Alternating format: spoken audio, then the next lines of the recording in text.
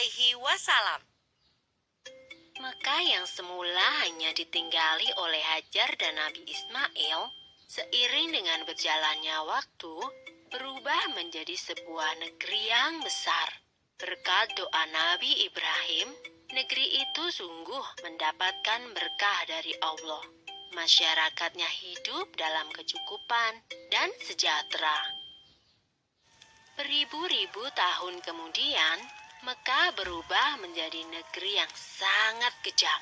Sebagian besar masyarakatnya mulai melupakan ajaran agama yang benar dan berganti menyembah berhala-berhala yang mereka ciptakan sendiri. Di antaranya adalah Saman, Watan, Nusyun, dan masih banyak lainnya. Semua itu adalah Tuhan yang mereka ciptakan dari batu, kayu, ataupun logam. Kaum Quraisy menganggap harta adalah segalanya. Bagi yang memiliki harta paling banyak, dialah yang akan menjadi pemimpin. Demi mencapai kehormatan dan kedudukan, mereka menghalalkan segala cara. Karena itu pula, mereka seringkali terlibat dalam perselisihan dan kadang-kadang menimbulkan perang antar saudara. Bukan hanya Tuhan mereka saja yang berubah, sifat dan perilaku masyarakatnya pun juga berubah. Kaum Quraisy yang secara turun-menurun menguasai Mekah dan Ka'bah mulai membentuk kelompok masing-masing. Mereka sangat berkuasa dan kaya raya. Namun kekayaan itu mereka dapatkan dengan cara yang tidak halal, merampok, memeras rakyat kecil, berjudi, curang dalam berdagang, dan perbudakan yang sangat kejam. Zaman di mana kaum Quraisy hidup dengan cara yang kejam disebut zaman jahiliyah. Pada zaman itu, ada seorang wanita soleh bernama Aminah. Suaminya bernama Abdullah. Pada saat Aminah mengandung, sang suami jatuh sakit dan akhirnya pun meninggal dunia.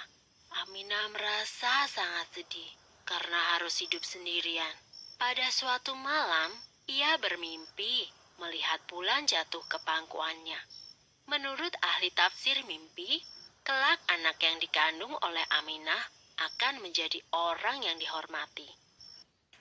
Mekah dan Ka'bah semakin ramai dan berkembang. Orang dari segala penjuru selalu berkunjung ke Mekah untuk beribadah dan juga berdagang. Kemajuan Mekah membuat Abraha, seorang gubernur di Yaman, merasa kesal. Ia telah membuat rumah ibadah yang jauh lebih besar dan lebih megah daripada Ka'bah. Namun, tidak ada satupun orang yang mau beribadah ke Yaman. Abraha lalu memerintahkan agar semua pasukannya bersiap-siap. Mereka akan menyerang Mekah dan menghancurkan Ka'bah. Abraha dan pasukan bergajahnya menyerbu Mekah dengan penuh kesombongan.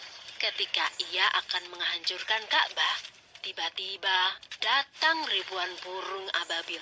Burung-burung itu membawa batu-batu berapi dari neraka. Kemudian, batu-batu itu dilemparkan ke arah pasukan gajah Abraha. Dalam sekejap mata, pasukan Abraha berhasil dikalahkan dan Ka'bah pun dapat diselamatkan. Tahun itu kemudian disebut dengan Tahun Gajah. Pada Tahun Gajah itu pula, Aminah melahirkan putranya. Ia memberikan nama Muhammad, sebuah nama yang tidak lazim untuk anak-anak kaum Quraisy. Ialah Nabi Muhammad, nabi terakhir yang diutus oleh Allah. Ia dilahirkan pada hari Senin, 12 Rabiul Awal, Tahun Gajah. Selesai. Sumber dalam Al-Quran terdapat dalam surat Al-Fil ayat 1-5 yang artinya, apakah kamu tidak memperhatikan bagaimana Tuhanmu telah bertindak terhadap tentara bergajah?